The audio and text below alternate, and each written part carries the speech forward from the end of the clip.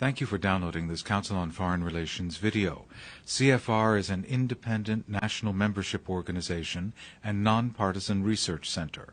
For more information, please visit us online at cfr.org.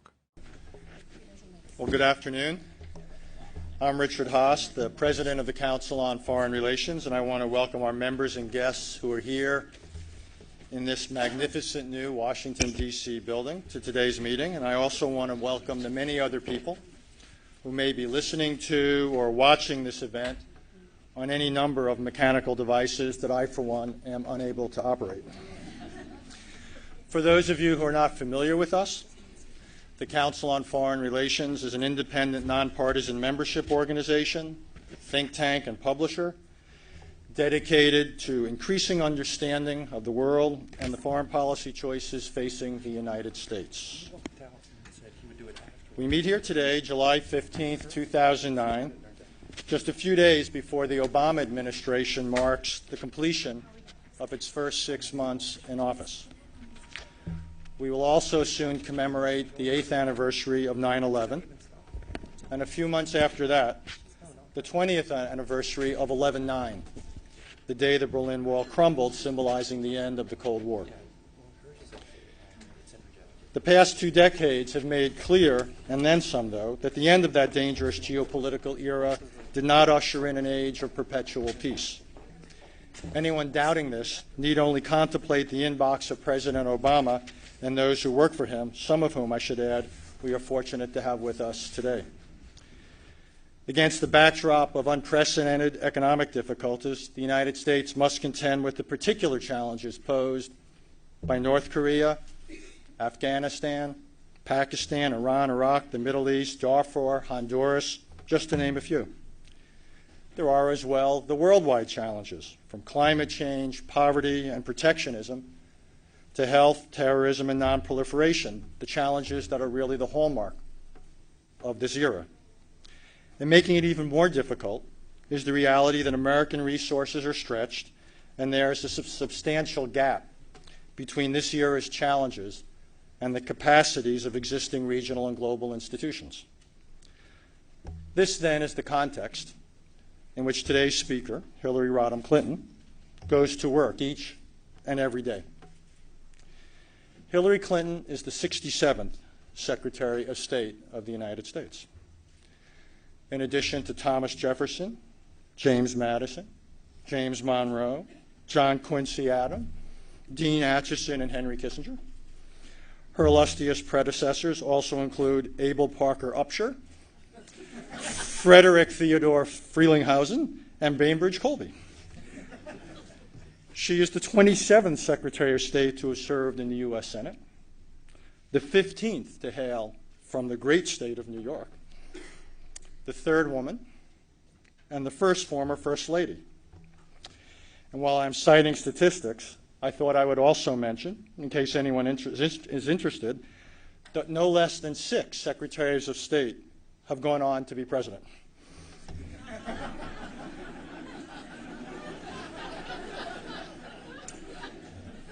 Secretary Clinton, it is a pleasure and it is an honor to welcome you here to the Council on Foreign Relations. And Madam Secretary, I trust you will not take it the wrong way when I say break a leg.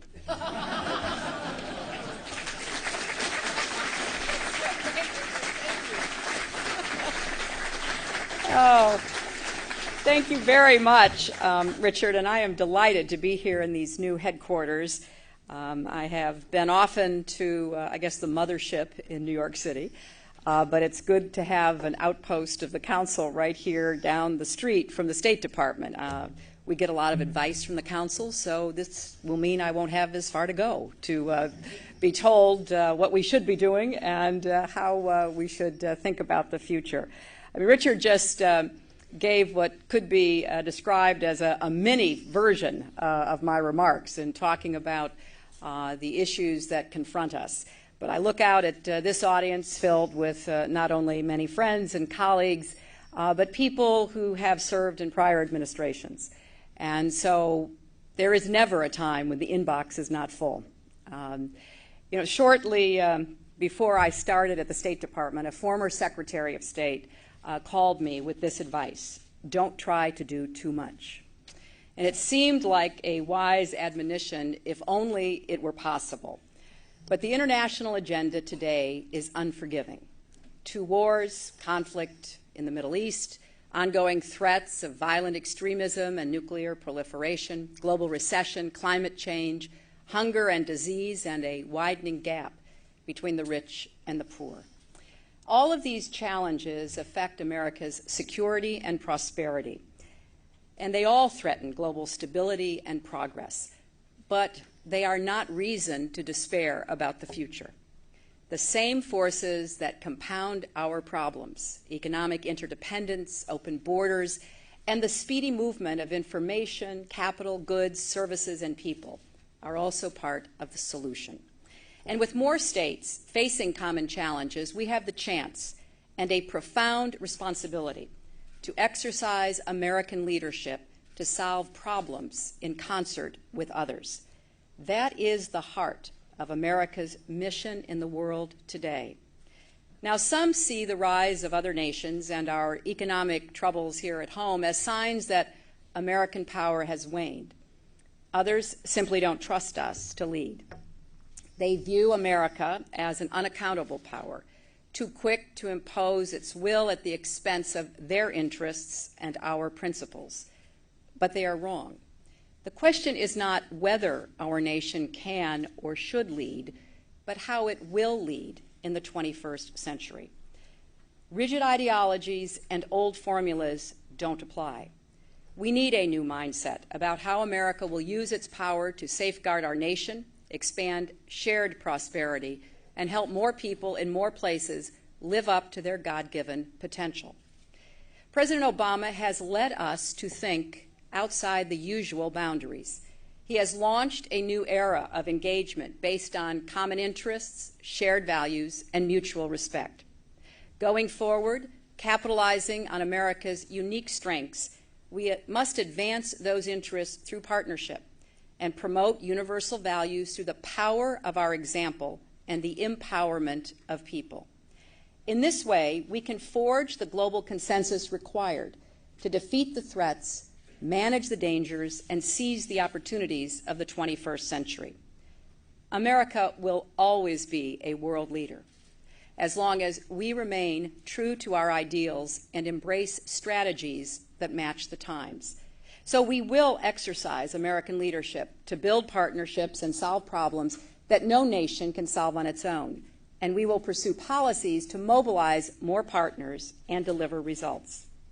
First, though, let me say that while the ideas that shape our foreign policy are critically important, this for me is not simply an intellectual exercise.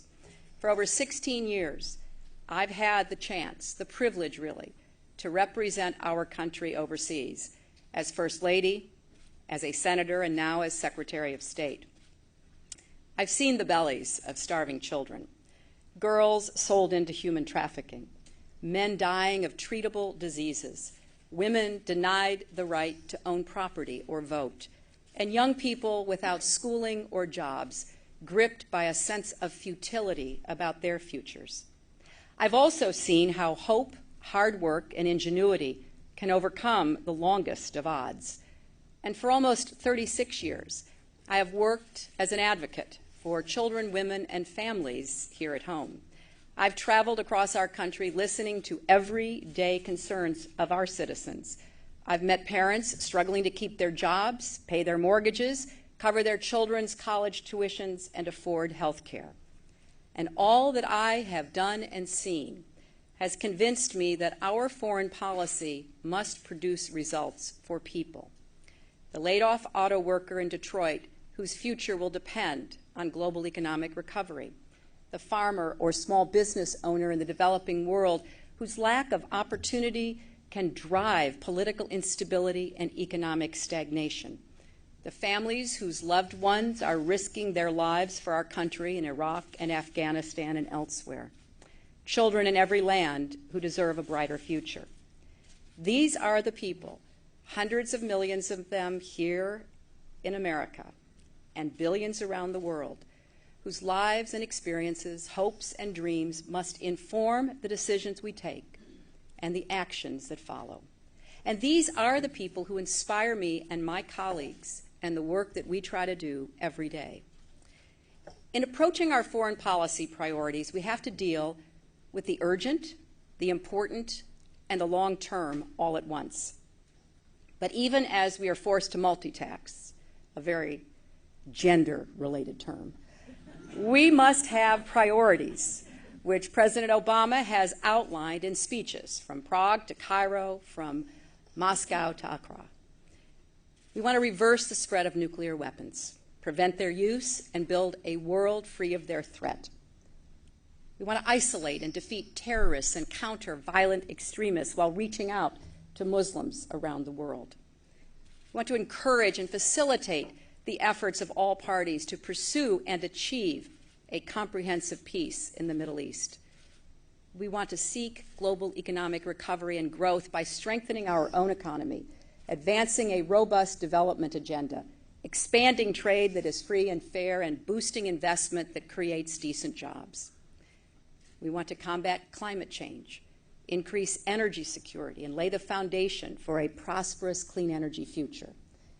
And we want to support and encourage democratic governments that protect the rights and deliver results for their people. And we intend to stand up for human rights everywhere. Liberty, democracy, justice, and opportunity underlie our priorities.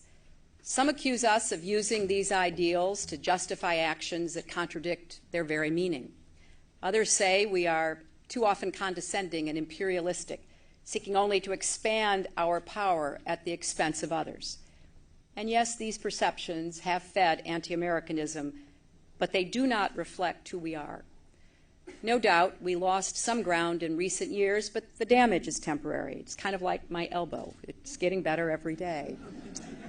Whether in Latin America or Lebanon, Iran or Liberia, those who are inspired by democracy, who understand that democracy is about more than just elections, that it must also protect minority rights and press freedom, develop strong, competent, and independent judiciaries, legislatures, and executive agencies, and commit for democracy to deliver results. These are the people who will find that Americans are their friends, not adversaries.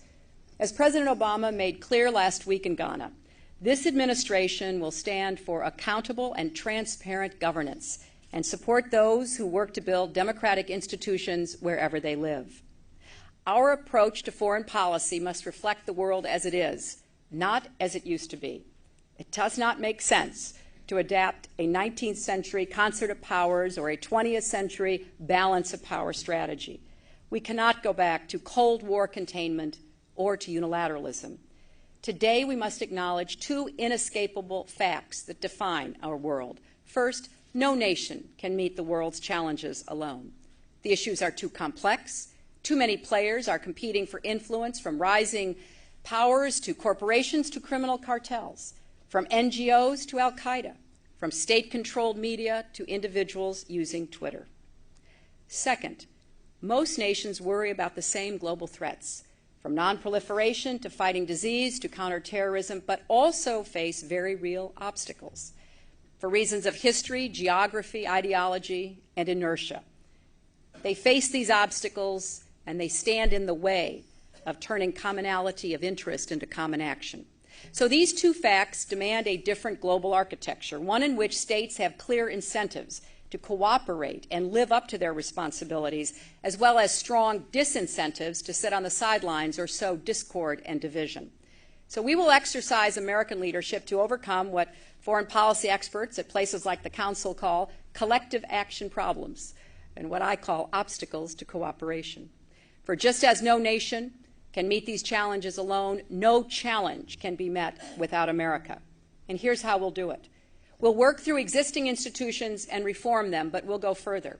We'll use our power to convene, our ability to connect countries around the world, and sound foreign policy strategies to create partnerships aimed at solving problems. We'll go beyond states to create opportunities for non-state actors and individuals to contribute to solutions. We believe this approach will advance our interests by uniting diverse partners around common concerns. It will make it more difficult for others to abdicate their responsibilities or abuse their power, but will offer a place at the table to any nation, group, or citizen willing to shoulder a fair share of the burden. In short, we will lead by inducing greater cooperation among a greater number of actors and reducing competition, tilting the balance away from a multipolar world and toward a multi-partner world. Now, we know this approach is not a panacea. We will remain clear-eyed about our purpose. Not everybody in the world wishes us well or shares our values and interests, and some will actively seek to undermine our efforts. In those cases, our partnerships can become power coalitions to constrain or deter those negative actions. And to these foes and would-be foes, let me say, our focus on diplomacy and development is not an alternative to our national security arsenal. Our willingness to talk is not a sign of weakness to be exploited. We will not hesitate to defend our friends, our interests, and above all, our people, vigorously and when necessary with the world's strongest military. This is not an option we seek, nor is it a threat. It is a promise to all Americans.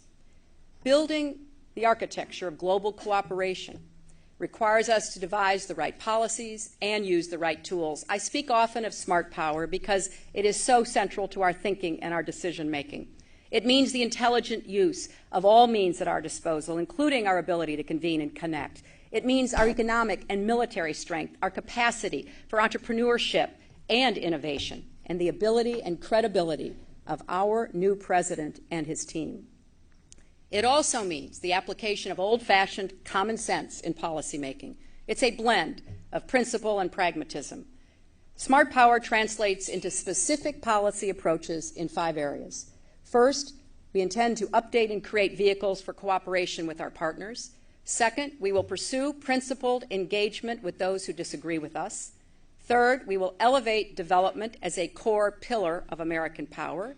Fourth, we will integrate civilian and military action in conflict areas.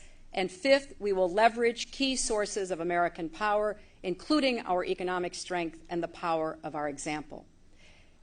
Our first approach is to build these stronger mechanisms of cooperation with our historic allies, with emerging powers, and with multilateral institutions, and to pursue that cooperation in, as I said, a pragmatic and principled way. We don't see those as in opposition, but as complementary. We have started by reinvigorating our bedrock alliances, which did fray in recent years. In Europe, that means improved bilateral relationships, a more productive partnership with the European Union, and a revitalized NATO. I believe NATO is the greatest alliance in history, but it was built for the Cold War. The new NATO is a democratic community of nearly 1 billion people, stretching from the Baltics in the east to Alaska in the west.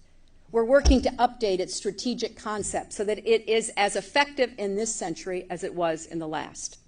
At the same time, we are working with our key treaty allies, Japan and Korea, Australia, Thailand, and the Philippines, and other partners to strengthen our bilateral relationships as well as trans-Pacific institutions. We are both a transatlantic and a trans-Pacific nation. We will also put special emphasis on encouraging major and emerging global powers, China, India, Russia, and Brazil, as well as Turkey, Indonesia, and South Africa, to be full partners in tackling the global agenda. I want to underscore the importance of this task and my personal commitment to it. These states are vital to achieving solutions to the shared problems and advancing our priorities: nonproliferation, counterterrorism, economic growth, climate change, among others. With these states, we will stand firm on our principles even as we seek common ground. This week, I will travel to India, where External Affairs Minister Krishna and I will lay out a broad-based agenda that calls for a whole-of-government approach to our bilateral relationship. Later this month, Secretary Geithner and I will jointly lead our new strategic and economic dialogue with China. It will cover not just economic issues, but the range of strategic challenges we face together. In the fall, I will travel to Russia to advance the binational presidential commission that Foreign Minister Lavrov and I will co-chair. The fact of these and other meetings does not guarantee results, but they set in motion processes and relationships that will widen our avenues of cooperation and narrow the areas of disagreement without illusion. We know that progress will not likely come quickly or without bumps in the road, but we are determined to begin and stay on this path. Now, our global and regional institutions were built for a world that has been transformed, so they too must be transformed and reformed. As the President said, following the recent G8 meeting in Italy, we are seeking institutions that combine the efficiency and capacity for action with inclusiveness. From the UN to the World Bank, from the IMF to the G8 and the G20, from the OAS and the Summit of the Americas to ASEAN and APEC, all of these and other institutions have a role to play, but their continued vitality and relevance depend on their legitimacy and representativeness, and the ability of their members to act swiftly and responsibly when problems arise. We also will reach out beyond governments because we believe partnerships with people play a critical role in our 21st century statecraft. President Obama's Cairo speech is a powerful example of communicating directly with people from the bottom up, and we are following up with a comprehensive agenda of educational exchanges, outreach, and entrepreneurial ventures. In every country I visit, I look for opportunities to bolster civil society and engage with citizens, whether at a town hall in Baghdad, a first in that country, or appearing on local popular television shows that reach a wide and young audience, or meeting with democracy activists, war widows, or students. I have appointed special envoys to focus on a number of specific challenges, including the first ambassador for global women's issues and an ambassador to build new public-private partnerships and to engage diaspora communities in the United States to increase opportunities in their native lands. And we are working at the State Department to ensure that our government is using the most innovative technologies, not only to speak and listen across borders, not only to keep technologies up and going, but to widen opportunities, especially for those who are too often left on the margins. We're taking these steps because reaching out directly to people will encourage them to embrace cooperation with us, making our partnerships with their governments and with them stronger and more durable. We've also begun to adopt a more flexible and pragmatic posture with our partners. We won't agree on every issue. Standing firm on our principles shouldn't prevent us from working together where we can. So we will not tell our partners to take it or leave it, nor will we insist that they're either with us or against us. In today's world, that's global malpractice. Our diplomacy regarding North Korea is a case in point. We have invested a significant amount of diplomatic resources to achieve Security Council consensus in response to North Korea's provocative actions. I spoke numerous times to my counterparts in Japan, South Korea, Russia, and China, drawing out their concerns, making our principles and red lines clear, and seeking a path forward.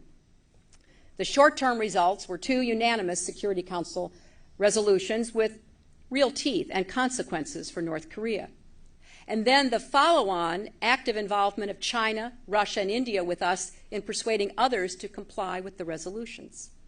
The long-term result, we believe, will be a tougher joint effort toward the complete and verifiable denuclearization of the Korean Peninsula. Cultivating these partnerships and their full range takes time and patience. It also takes persistence. That doesn't mean procrastinating on urgent issues, nor is it a justification for delaying efforts that may take years to bear fruit. In one of my favorite observations, Max Weber said, "Politics is the long and slow boring of hard boards." It takes both passion and perspective. Perspective dictates passion and patience. And of course, passion keeps us from not finding excuses to do nothing. Now, I'm well aware that time alone does not heal all wounds. Consider the Palestinian-Israeli conflict. That's why we wasted no time in starting an intensive effort on day one to realize the rights of Palestinians and Israelis to live in peace and security in 2 states, which is in America's interests and the world's. We've been working with the Israelis to deal with the issue of settlements, to ease the living conditions of Palestinians and create circumstances that can lead to the establishment of a viable Palestinian state. For the last few decades, American administrations have held consistent positions on the settlement issue. And while we expect action from Israel, we recognize that these decisions are politically challenging. And we know that progress toward peace cannot be the responsibility of the United States or Israel alone. Ending the conflict requires action on all sides. The Palestinians have the responsibility to improve and extend the positive actions already taken on security, to act forcefully against incitement, and to refrain from any action that would make meaningful negotiations less likely.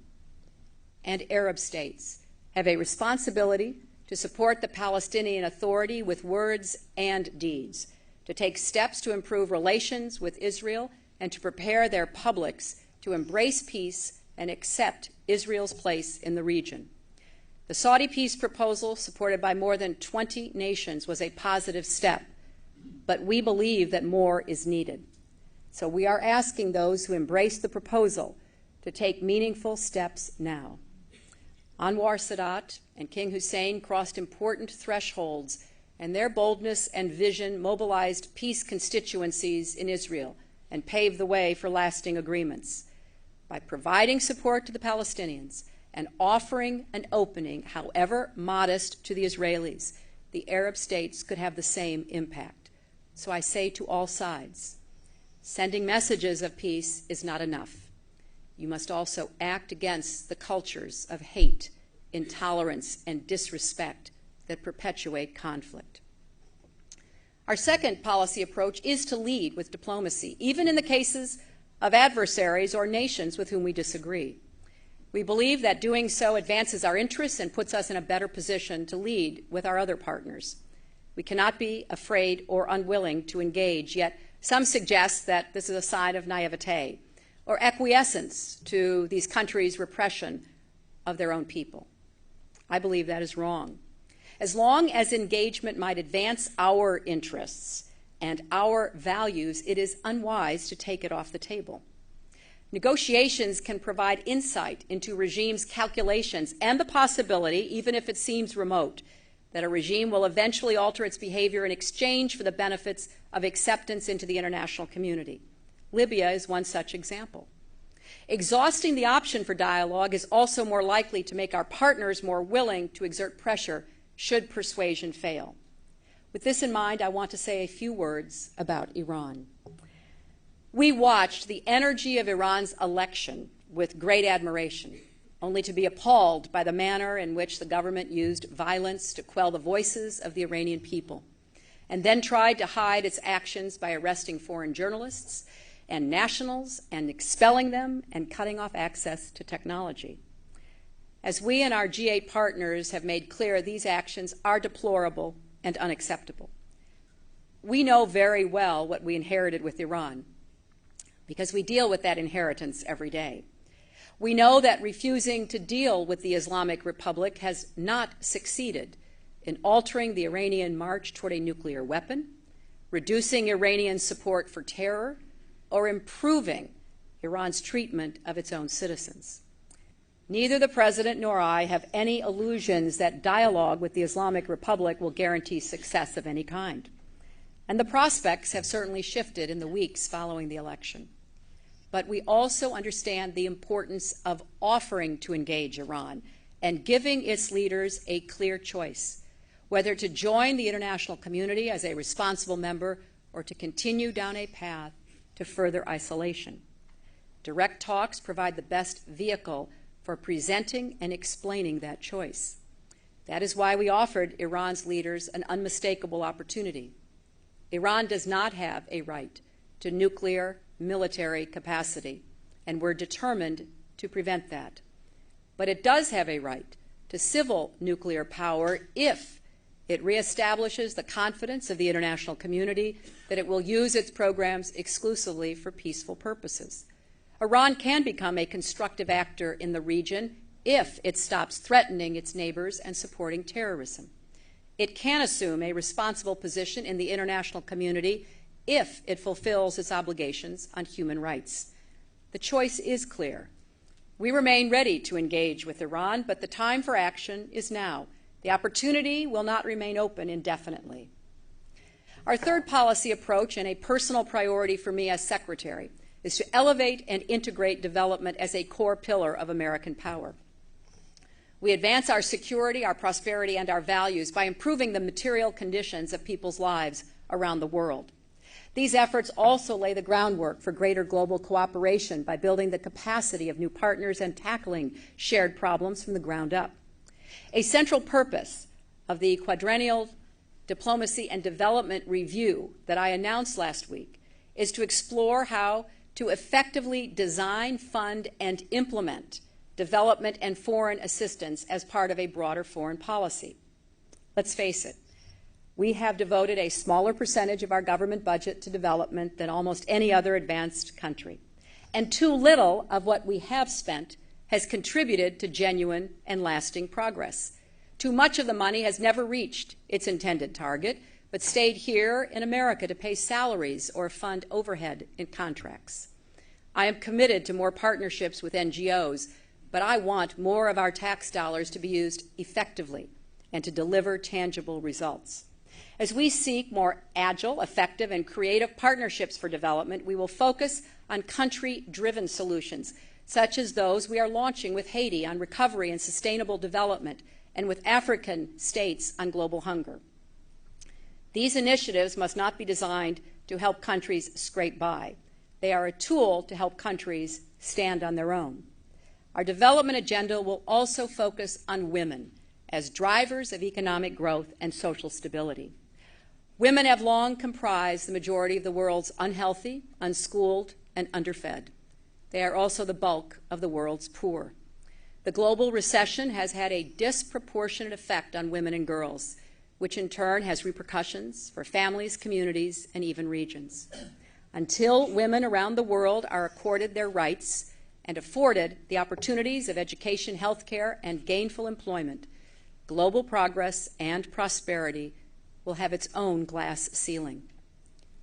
Our fourth approach is to ensure that our civilian and military efforts operate in a coordinated and complementary fashion where we are engaged in conflict. This is the core of our strategy in Afghanistan and Iraq, where we are integrating our efforts with international partners. In Afghanistan and Pakistan, our goal is to disrupt, dismantle, and ultimately defeat al-Qaeda and its extremist allies, and to prevent their return to either country. Yet Americans often ask, why do we ask our young men and women to risk their lives in Afghanistan when al-Qaeda's leadership is in neighboring Pakistan? And that question deserves a good answer. We and our allies fight in Afghanistan because the Taliban protects al-Qaeda and depends on it for support, sometimes coordinating activities. In other words, to eliminate al-Qaeda, we must also fight the Taliban.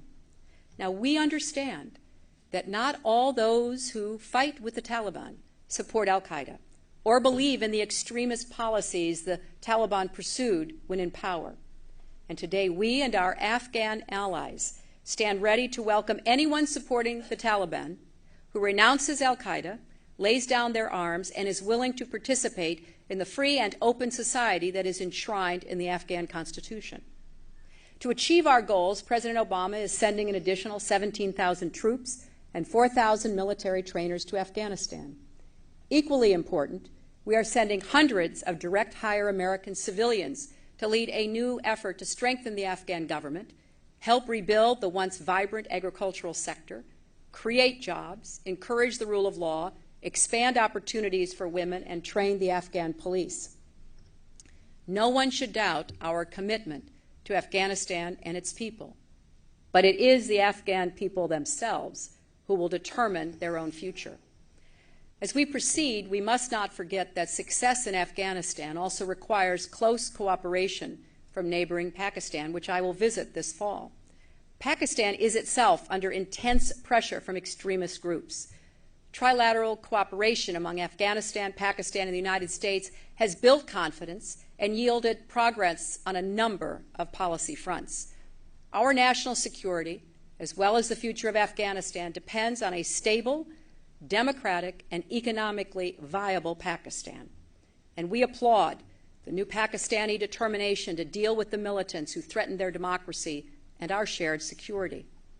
In Iraq, we are bolstering our diplomacy and development programs while we implement a responsible withdrawal of our troops. Last month, our combat troops successfully redeployed from towns and cities. Our principal focus is now shifting from security issues to civilian efforts that promote Iraqi capacity, supporting the work of the Iraqi ministries and aiding in their efforts to achieve national unity. And we are developing a long-term economic and political relationship with Iraq as outlined by the U.S.-Iraq Strategic Framework Agreement. This agreement forms the basis of our future cooperation with Iraq and the Iraqi people, and I look forward to discussing it and its implementation with Prime Minister Maliki when he comes to Washington next week. Our fifth approach is to shore up traditional sources of our influence, including economic strength and the power of our example. We renewed our own values by prohibiting torture and beginning to close the Guantanamo Bay detention facility. And we have been straightforward about our own measure of responsibility for problems like drug trafficking in Mexico and global climate change. When I acknowledged the obvious about our role in Mexico's current conflict with narco-traffickers, some were critical. But they're missing the point. Our capacity to take responsibility and our willingness to change, to do the right thing, are themselves hallmarks of our greatness as a nation and strategic assets that can help us forge coalitions in the service of our interests. That is certainly true when it comes to key priorities like nonproliferation and climate change. President Obama is committed to the vision of a world without nuclear weapons and a series of concrete steps to reduce the threat and spread of these weapons, including working with the Senate to ratify the follow-on START agreement and the Comprehensive Test Ban Treaty, taking on greater responsibility within the Non-Proliferation Treaty framework, and convening the world's leaders here in Washington next year for a nuclear summit. Now we must urge others to take practical steps to advance our shared non-proliferation agenda. Our administration is also committed to deep reductions in greenhouse gas emissions, with a plan that will dramatically change the way we produce, consume, and conserve energy, and in the process spark an explosion of new investment and millions of jobs. Now we must urge every other nation to meet its obligations and seize the opportunities of a clean energy future.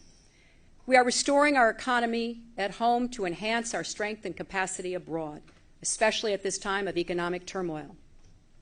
Now, this is not a traditional priority for a Secretary of State, but I vigorously support American recovery and growth as a pillar of our global leadership. And I'm committed to restoring a significant role for the State Department within a whole-of-government approach to international economic policymaking. We will work to ensure that our economic statecraft, trade and investment, debt forgiveness, loan guarantees, technical assistance, decent work practices support our foreign policy objectives. When coupled with a sound development effort, our economic outreach can give us a better form of globalization, reducing the bitter opposition of recent years and lifting millions more out of poverty. And finally, I am determined to ensure that the men and women of our foreign and civil service have the resources they need to implement our priorities effectively and safely. That's why I appointed for the first time a Deputy Secretary for Management and Resources. It's why we worked so hard to secure additional funding for state and USAID. It's why we have put ourselves on a path to double foreign assistance over the next few years. And it's why we are implementing a plan to dramatically increase the number of diplomats and development experts. Just as we would never deny ammunition to American troops headed into battle, we cannot send our civilian personnel into the field under-equipped. If we don't invest in diplomacy and development, we will end up paying a lot more for conflicts and their consequences. As Secretary Gates has said, diplomacy is an indispensable instrument of national security, as it has been since Franklin, Jefferson, and Adams won foreign support for Washington's army. Now, all of this adds up to a very ambitious agenda. But the world does not afford us the luxury of choosing or waiting. As I said at the outset, we must tackle the urgent, the important, and the long-term all at once. We are both witness to and makers of significant change. We cannot and should not be passive observers. We are determined to channel the currents of change toward a world free of violent extremism, nuclear weapons, global warming, poverty, and abuses of human rights. And above all, a world in which more people in more places can live up to their God-given potential.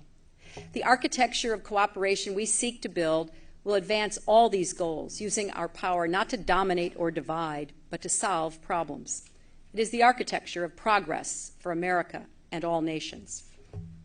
More than 230 years ago, Thomas Paine said, "We have it within our power to start the world over again." Today, in a new and very different era, we are called upon to use that power. I believe we have the right strategy, the right priorities, the right policies.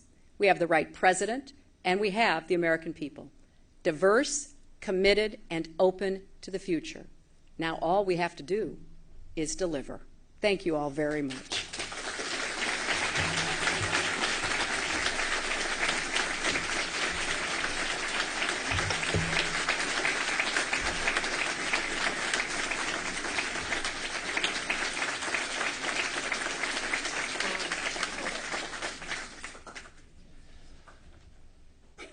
Well, thank you for delivering a truly comprehensive talk that was broad and deep. So really, thank you for that, for doing it here.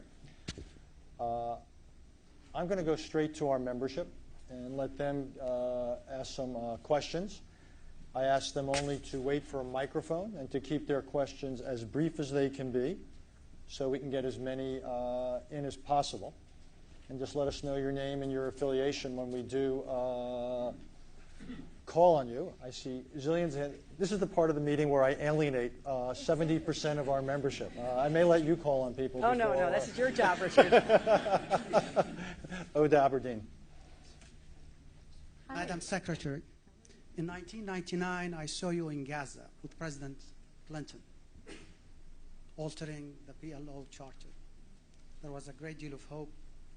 Do you think by the end of 2010, we will have a peace agreement between the Israelis and the Palestinians? And can you say something about Syria? I well remember that occasion in Gaza and the hope that was generated.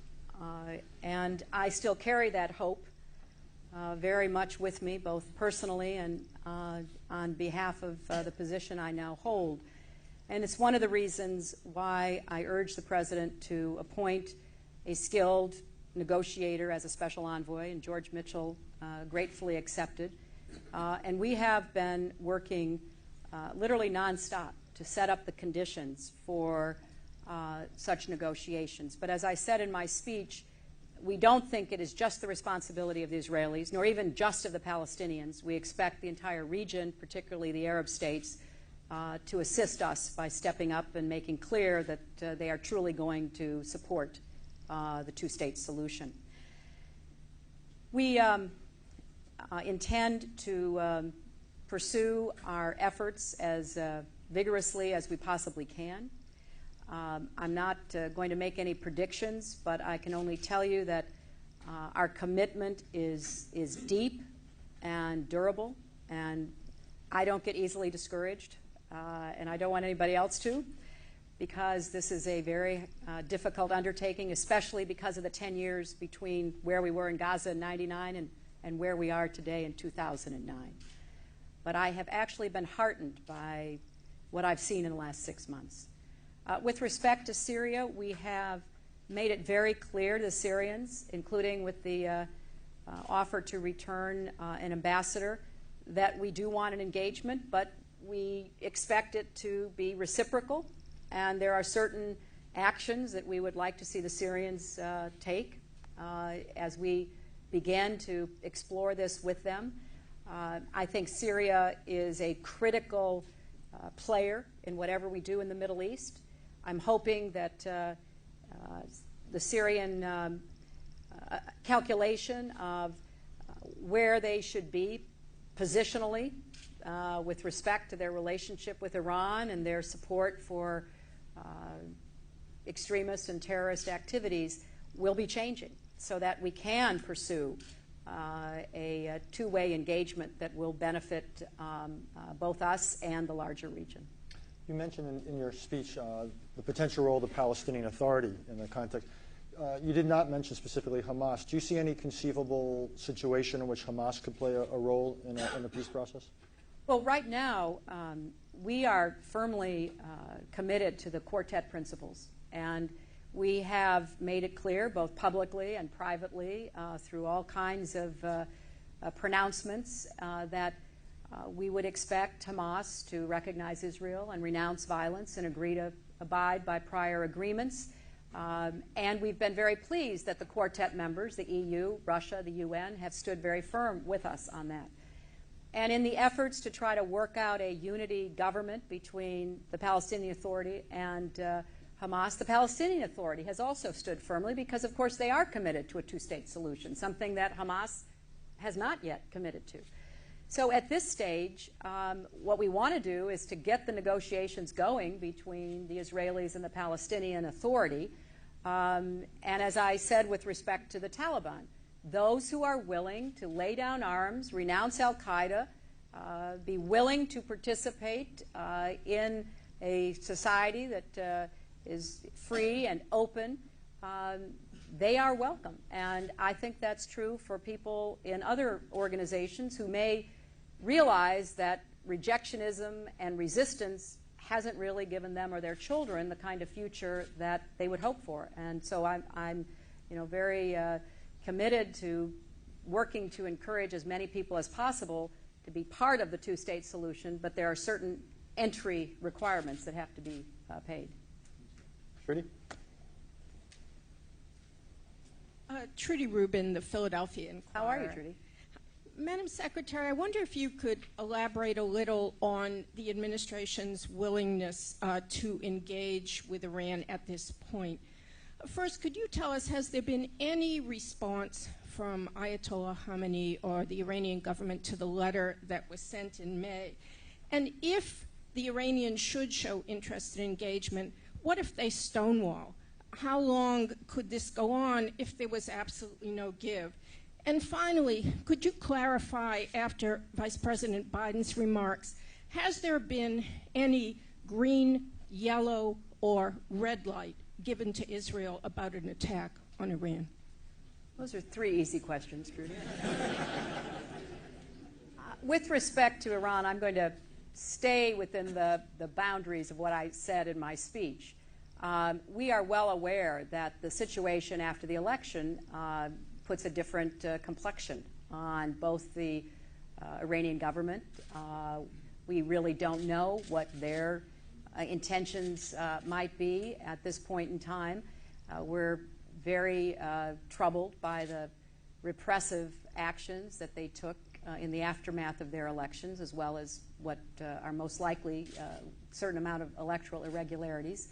But as I said, we have no path that has opened up right now, but we have made it clear that there is a choice for the Iranian government to make. And we will wait to see how they decide whether that choice is worth pursuing. If they were to choose to pursue it, we've made it very clear that this is not an open-ended engagement. This is not a door that stays open no matter what happens. And I think that until there is some decision on their part, we really won't know what to expect. With respect to the Vice President's remarks, I think that the President and the White House clarified those the next day. We've now had a two-part question and a three-part question. Can we please limit future questions to one part?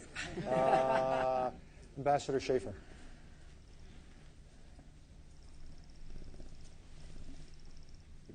Thank you, and it's nice to see you, Madam Secretary. I last saw you in Colombo when you were First Lady. I remember that.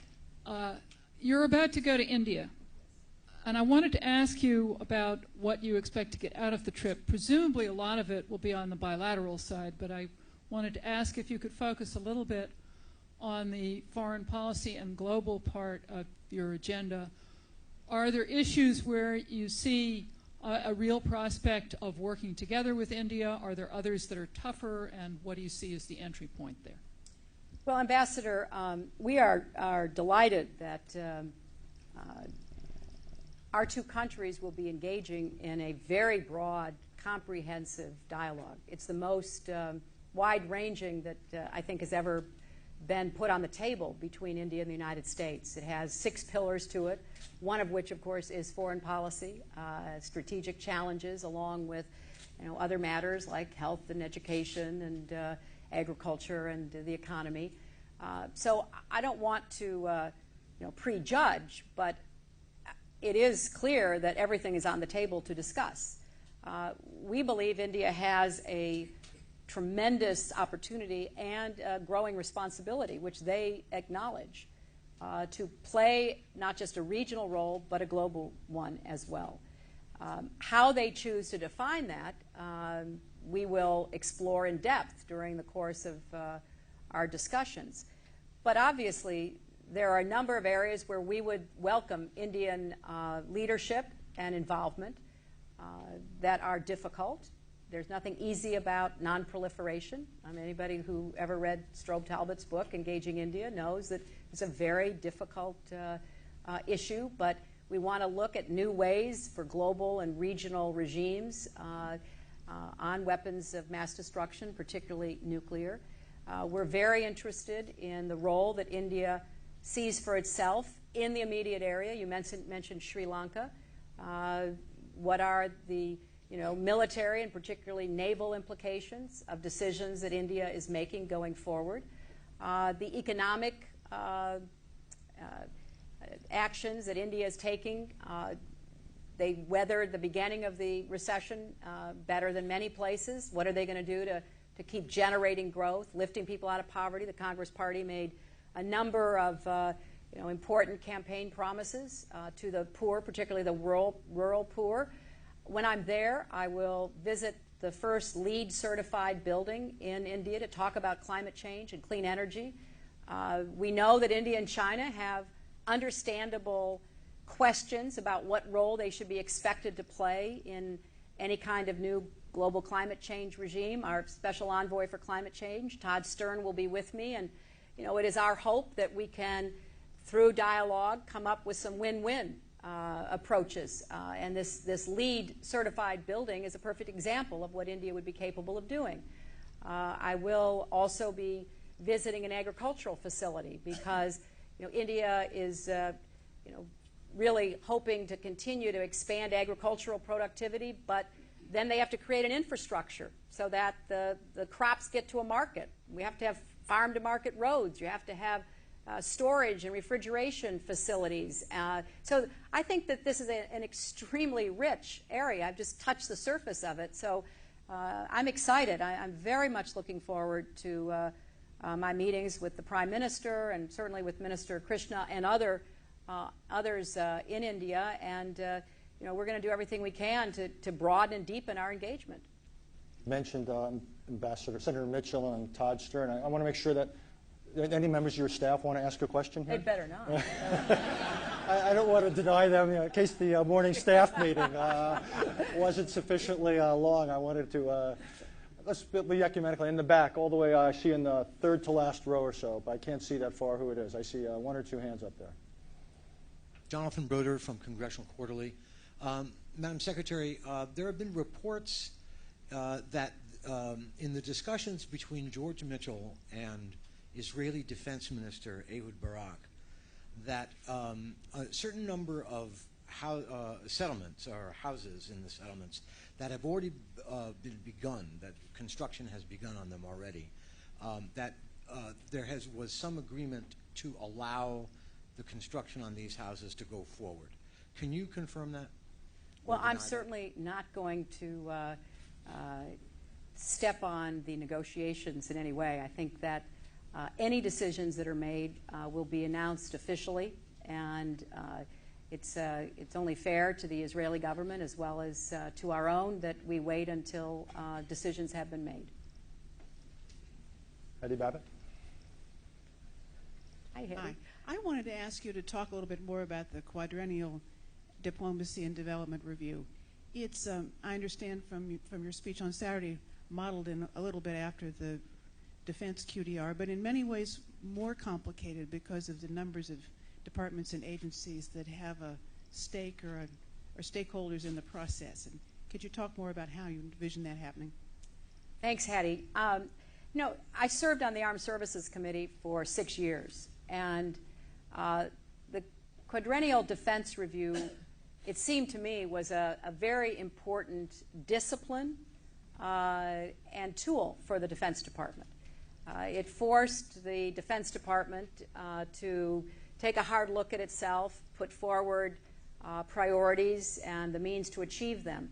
And I thought it was one of the many reasons why defense had increasingly taken a paramount position in our foreign policy. So among the many steps we're taking, I decided we would do the first ever Quadrennial Diplomacy and Development Review because I think it requires us to think hard about what it is we're trying to achieve. To be as specific as possible, to match our mission with the resources we need, to justify what we believe we are doing, and to demonstrate results. Especially in a global economic downturn, I feel a real responsibility to be able to explain to people who are not currently employed or hanging on by their fingernails, why am I asking for more money for something called diplomacy and development? I'm not asking for the money to build tanks or airplanes. I'm asking to send people to represent the United States, to engage in important negotiations, to be early warning signals. I'm asking to send experts into the field who can work with other nations, achieve sustainable results for the investment we make, lift the standard of living, which we believe then helps to sow the seeds of stability and hopefully democracy. And we have to make that case. So we've embarked upon this. I think it is extremely complicated. I have no illusions about that. It is also, as Hattie said, something where we have to coordinate with a number of other agencies. Defense does work that you could call diplomacy and development. Treasury, the multilateral financial institutions are certainly engaged, at least in development. You've got USDA, you've got the U.S. Trade Rep. You can go down the list, and we want to try to explain the whole of government approach. And so in addition to what we will be doing internally, we will be working with the White House to bring together all the other stakeholders in diplomacy and development. Now, it won't surprise you to learn that I'm also deep into discussions both with the Pentagon and with the Congress about bringing back some of the authorities and some of the money that went with them that has been used by the military for diplomacy and development. And the migration of those authorities and those resources is one of the many reasons why the State Department and USAID have had a more challenging time than usual in the last years. So this is both a policy tool as well as an attempt to explain and justify what it is we believe we can accomplish. And I want it institutionalized. I think Howard Berman may put it into legislation, so it's not just a one-shot deal. It's not just because I'm Secretary of State, but it will require the same level of rigor and analysis every 4 years by state and USAID. Oh, I'm going to do serious. All the way in the back there. I can't see who it is. The gentleman. Yes, sir. It's Stephen Flanagan from Stephen. CSIS. Madam Secretary, I had a question about the question of the dividends that are being the administration's receiving from its recommitment to alliances and alliance relationships. Many of our NATO allies definitely welcomed the shift in strategy and the recommitment to alliance relationships generally that the administration put forward, but frankly the response at Strasbourg-Kiel was a little bit tepid both on the military and the civil side. Now, President Obama characterized that as a down payment and that there would be more forthcoming. But yet we also still hear some allies hiding behind the complaint that, well, we haven't yet seen the full development of the civil side of the administration's strategy. So I wanted to ask you, where do you see the second and third payments coming from our allies? And also, if you could give us a brief sense of where you are. You mentioned the recommitment of additional personnel to Afghanistan, civil personnel on the U.S. side. What about some of our allies and other partners in the world? Well, I agree that it was a down payment, and I guess I was more impressed by what we got than perhaps some were, because I know how difficult it was to make the convincing case to allies who felt like they had been either shut out of the process or had a feeling that their contributions were not adequately appreciated. So we had a lot of catch-up work to do, and it was part of our overall strategic review. Richard Holbrooke is here, and he's put together an interagency team as well as an international team. We have intense, ongoing discussions with our ISAF allies and with others who want to play a part in promoting the strategy that the President put forth. Now, it's challenging because of the global economic crisis that everybody faces. It's also difficult, as it is in our own country, to understand, well, wait a minute, you've been there for nearly 8 years, and now you're adding more troops, and you're asking for more funding, and you're going to send more civilians. So, I mean, we have to answer these questions in our own country. And, you saw where Prime Minister Brown in Great Britain, they lost 8 soldiers.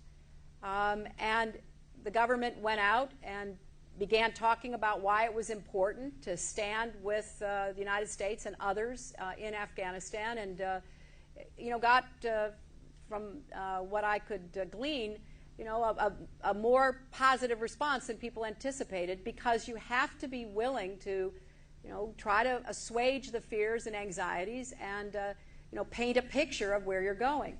Now, on the civilian side, this has been one of the areas that, Jack Lew, my deputy for resources and management, working with Ambassador Holbrooke and his team and USAID and everybody involved, we've actually been heartened by the numbers of people who have volunteered to go. But we've limited the areas that the United States is going to focus on. For example, you heard me say agriculture. 70% of the people of Afghanistan live in rural areas. Afghanistan used to be, in some descriptions, a garden of Central Asia and South Asia. And because of the Soviet invasion and the resistance to that, and then the warlords, I mean, now it is so eroded and dry, and the whole agricultural base has to be reinvigorated. So we're really focused on that. We're not promising to be all things to all people, and in fact, we're working with our allies so that they will focus on areas that we are not able to any longer. So this is very complicated, and the whole idea is to be able to clear and hold, which is what our Marines are doing in the South right now, and to provide security for people and to begin to see life return to markets and other means of common activity, and then to go in and work with local people, on their police force, which we will be focusing on agriculture, and obviously, since I'm Secretary of State, on women and women's roles and opportunities. And I'm not here to say we know exactly everything to do and every one of our allies is going to come through, but I'm encouraged by those who feel the political pressure or the economic pressure to shift from military resources to civilian and development resources, and I think we've put together something which has a direct relationship to the strategy that we're now following.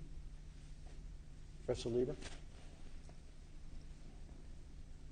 Bob Lieber, Georgetown. After the easy questions, let me ask you one a tad more challenging. The previous presidents, from Jimmy Carter through Ronald Reagan through Bill Clinton, have sought to reach out to Iran and been rebuffed. Practically every president has had that experience.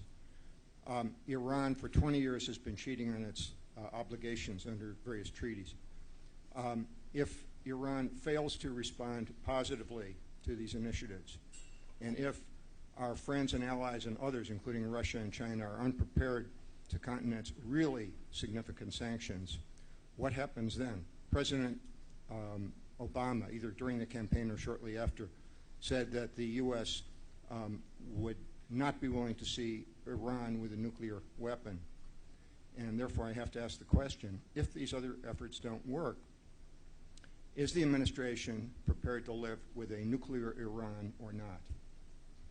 Well, as I said in my speech, as you rightly quoted the President, we have consistently stated that we do not accept a nuclear-armed Iran.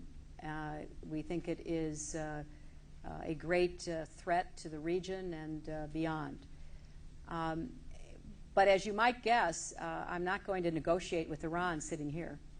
And in most negotiations I've ever been a part of, either as a lawyer or as a senator or in any other capacity, I think if you have a clear set of objectives and you begin the process, you have a better idea of what might or might be possible.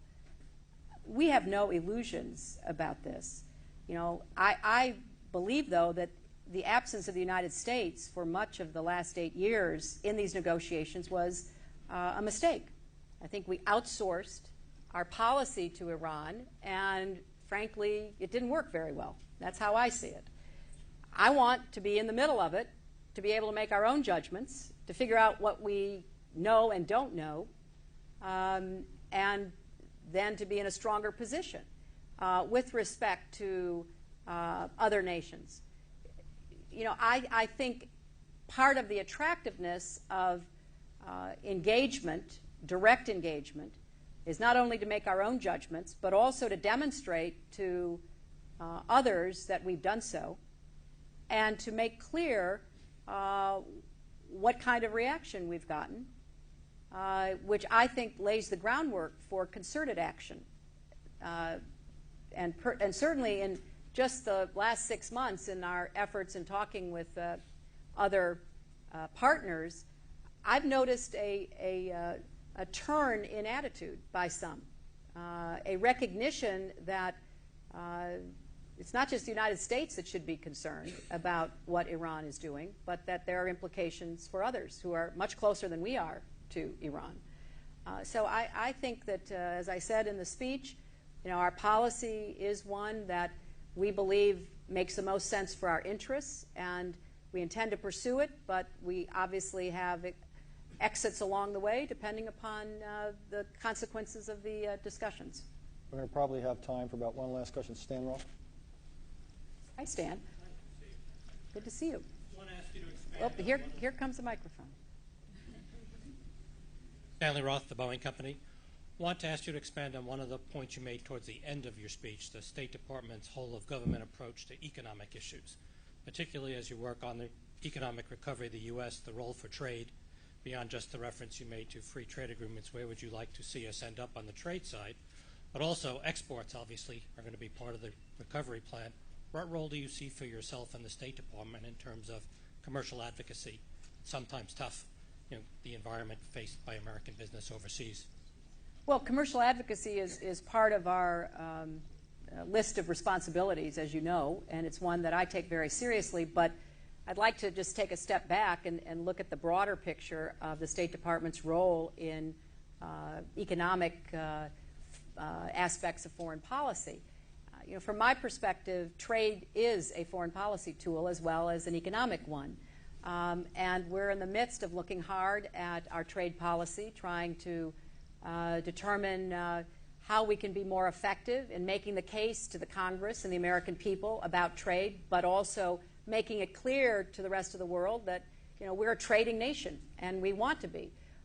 But we're at a point where the economic implications of foreign policy are now very heavily seen as part of the intersection of nations. I mean, the G20 is assuming greater and greater importance. I mean, you remember it started in 1998 as a result of the Asian financial crisis, and it has stayed as a player because it serves a very useful purpose. You have people at the table who before were not welcome or were not even thought of in the same breath as, you know, the United States or Great Britain or someone else. So I think that the role of the economic agenda of the State Department needs to be strengthened.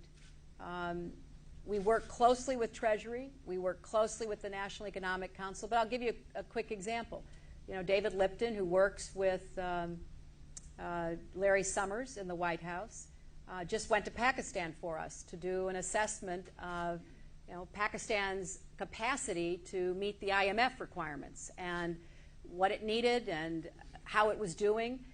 Well, was that an economic analysis? Was that a strategic, security, political? I would argue it's all of that. So why would we say, oh, well, no, we're not going to be part of the economic mix when it's critical as to how we're dealing with other countries? Part of the reason that I worked to have our dialogue with China be inclusive and comprehensive is because strategic and economic concerns cannot be divorced. So on all of these issues, the State Department has to play a role on the economic front. And we're working very collegially with everybody. I mean, obviously, you have different perspectives, different jurisdiction. We know all of that. But there is a recognition inside this administration that it's an all-hands-on-deck, whole-of-government time. Everybody's being required to get up and do your part and redefine what it is and expand it so that you can be the most effective player possible. So I think this is just part of our responsibility now. So after 6 months, what has most struck you about this? Here you are. What surprised you the most? Well, I'm really impressed by the quality of the people I work with. At both the State Department and USAID, just the level of passion and intense commitment, the willingness to work long and all hours. You know that from your own experience. The excitement of being part of the new administration, which has meant so much to so many people around the world, and has certainly caused people to rethink who we are as Americans and maybe give us a break, cut us some slack as we get organized and get going. I still think it's hard to justify not having our full government in place 6 months after we started. That's something that we've got to do something about, I think. I mean, we are trying to get our political leaders in place to work with our very dedicated Foreign Service and civil service employees, but we're still not there yet. And I had no idea when I was in the Senate asking 1 million questions of every nominee how really short-sighted that was. It's amazing. The other thing I didn't realize is that, when all else failed, if there was a problem that had a foreign policy implication, write a letter when you're in the Congress. Ellen Tauscher, who's our new Undersecretary for Arms Control and Nonproliferation. So I probably in my 8 years wrote hundreds of letters, and now I have to read them, and just depends upon what side of the table you're sitting. But it's been a real privilege and an honor, and I think we're making a difference, and obviously we're going to work as hard as we can to translate that into the results that the American people deserve. Everybody here wishes you a successful and safe trip, as you know, to India and Thailand, and it's been a privilege and an honor to quote your words back at you for us to have you here today. Thank you. Richard. Thank you. Thank you so much. Thank you for watching this Council on Foreign Relations video.